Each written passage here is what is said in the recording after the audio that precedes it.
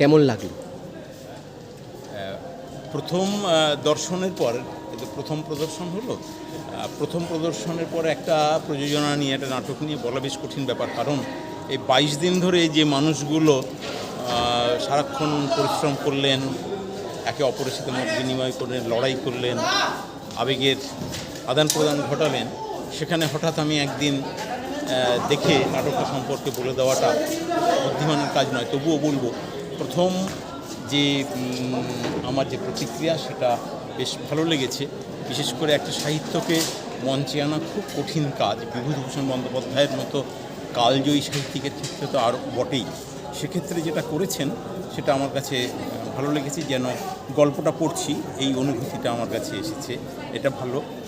আর একটা কথা যে সত্যজিৎ রায়ের কথা বারে বারে বলা হলো, সেখানে যদি বিভূতিভূষণের কথা আর একটু উল্লেখ থাকতো শেষে, যিনি মানে নাট্যকার, যিনি এটা নাট্যরূপ দিয়েছেন, সেটা বললে মনে হয় আরও বেশি ভালো হতো। তবে সামগ্রিক প্রযোজনা বেশ ভালো লেগেছে।